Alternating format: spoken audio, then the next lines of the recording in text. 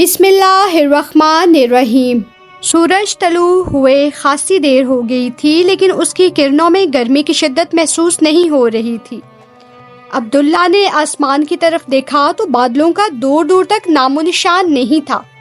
آج سورج کو کیا ہو گیا ہے؟ اس کی روشنی بہت ہلکی ہے اور اس کی کرنوں میں گرمی کی شدت نہیں ہے۔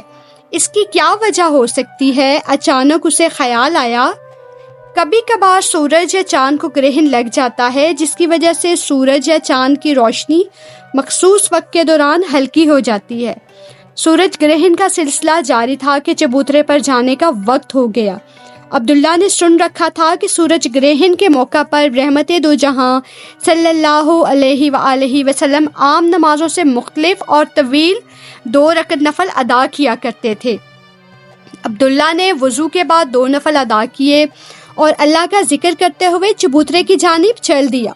وہ چبوترے کے قریب پہنچا تو وہاں نہ سردار موجود تھا، نہ جزیرے کا کوئی اور آدمی تھا۔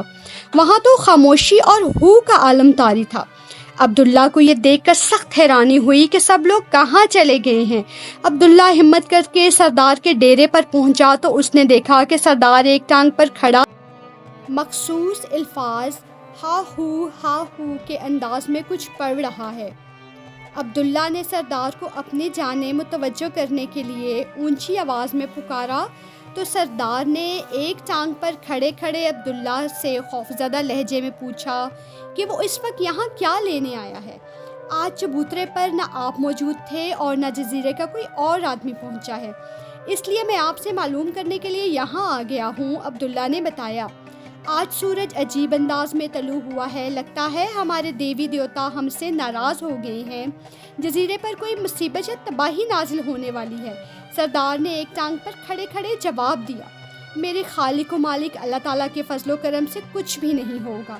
آپ جزیرے کے تمام لوگوں کو لے کر چبوترے پر آ جائیں۔ آج میں آپ لوگوں کو سب سے سچی کہانی کا اگلا حصہ سنانے سے پہلے اس وقت سورج کی جو حالت ہے اس کے متعلق بتاؤں گا۔ عبداللہ نے ابھی اتنا ہی کہا تھا کہ سورج کی ہلکی کرنیں ایک دم روشن اور تیز ہو گئیں۔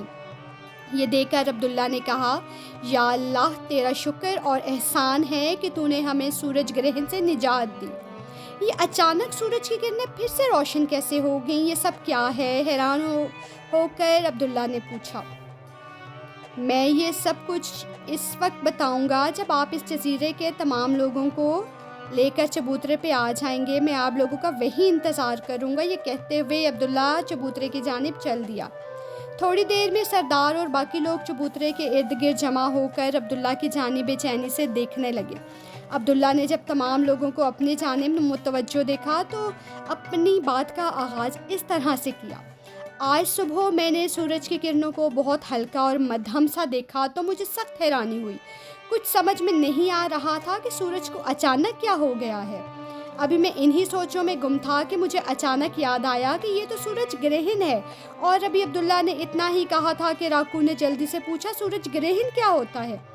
سورج گرہن یہ ہوتا ہے، عبداللہ نے بتانا شروع کیا، دن کے وقت سورج کا آدھا مکمل یا کچھ حصہ روشنی سے محروم ہو جائے تو اسے سورج گرہن کہتے ہیں۔ سورج گرہن کیوں لگتا ہے؟ باکو نے جاننا چاہا۔ آپ لوگوں کی دلچسپی کے لیے بتانا چاہتا ہوں کہ اللہ نے جو کائنات بنائی ہے، اس میں زمین، سورج، چاند اور دوسرے ستارے اور سیارے اللہ تعالیٰ کے حکم سے اپنے اپنے مخصوص مقام پر مسلسل حرکت کر رہے ہیں اور چل رہے ہیں۔ جب کبھی سورج اور زمین کے درمیان کچھ دیر کے لیے چاند آ جاتا ہے تو اسے سورج گرہن کہتے ہیں۔ اور آج صبح سے لے کر تھوڑی دیر پہلے جب سورج گرہن لگا ہوا تھا، عبداللہ نے تفصیل سے بتایا، ہم نے تو اپنے باپ دادا سے سن رکھا ہے کہ جب دیوی دیوتا ناراض ہوتے ہیں تو اس وقت سورج کی روشنی بہت ہلکی اور مدھم ہو جاتی ہے، اس لیے ہم سخت خوفزدہ ہیں۔ سردار نے کہا، رحمت دو جہاں صلی اللہ علیہ وآلہ وسلم کی اس دنیا میں آمد سے پہلے جزیرہ نمائے عرب میں جب کبھی سورج گرہن لگتا تھا تو اللہ تعالیٰ کو نہ ماننے والے لوگ یہی کہتے تھے کہ دیوی دیوتا ناراض ہیں۔ یا کسی بڑے آدمی کے پیدا ہونے یا مرنے سے سورج گرہن لگتا ہے، لیکن رحمت دو جہاں صلی اللہ علیہ وآلہ وسلم کے زمانے میں جب سورج گرہن لگا تو آپ نے لوگوں کو بتایا کہ سورج اور چاند اللہ تعالیٰ کی نشانیوں میں سے 2 نشانیاں ہیں جن کے ذریعے سے اللہ تعالیٰ اپنے بندوں کو ڈراتا ہے۔ سورج گرہن لگنے یا نہ لگنے میں اللہ تعالیٰ کے علاوہ کسی اور ہستی کا عمل دخل نہیں ہے، عبداللہ نے بتایا۔ جب سورج گرہن لگتا ہے تو مسلمانوں کو اس موقع پر کیا کرنا چاہیے؟ ساگو نے پوچھا۔ رحمت دو جہاں صلی اللہ علیہ وآلہ وسلم اپنے ماننے والوں کی زندگی کے ہر معاملے میں ہدایت و رہنمائی فرمائی۔ آپ صلی اللہ علیہ وآلہ وسلم کے ایک صحابی عبد الرحمن بن سمرہ رضی اللہ عنہ بیان کرتے ہیں کہ رحمت دو جہاں صلی اللہ علیہ وآلہ وسلم کے زمانے میں ایک بار سورج گرہن لگا۔ میں اس وقت مدینے سے باہر تیر اندازی کی مشق کر رہا تھا۔ میں نے سورج گرہن دیکھتے ہی تیروں کو ایک طرف پھینکا اور جلدی سے آپ صلی اللہ علیہ وآلہ وسلم کی خدمت میں حاضر ہوا کہ دیکھوں آپ اس موقع پر کیا کرتے ہیں۔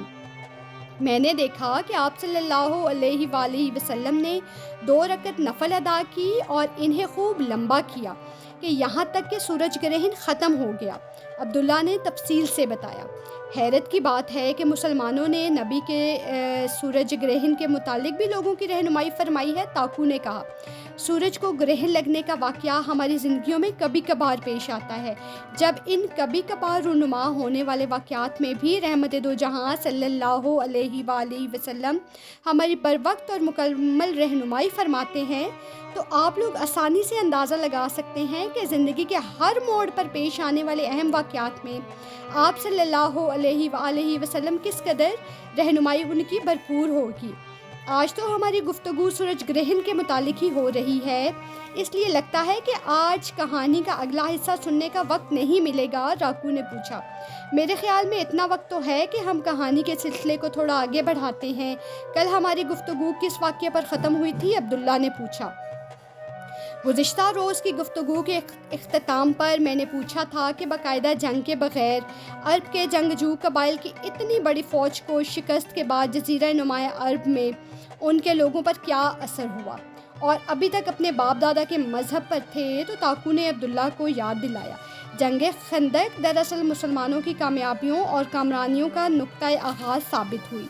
وہ جنگ میں عرب بھر کے جنگجو قبائل اس نیت سے حملہ آور ہوئے تھے کہ مسلمانوں کو روئے زمین سے ہمیشہ کے لیے ختم کر دے، لیکن اللہ تعالیٰ نے غیبی مدد کے ذریعے سے سرداران مکہ کی جنگجو فوج کو جنگ کے بغیر ہی شکست دوچار کر دیا۔ جنگ خندق کی اس ناکامی نے سرداران مکہ اور ان کے حلیف قبائل کے رعب اور دبدبے کو ختم کر دیا، عبداللہ نے بتایا۔ مسلمانوں نے جنگ خندق کے بعد خود کو منظم اور مضبوط بنانے کے لیے کوئی قدم اٹھایا؟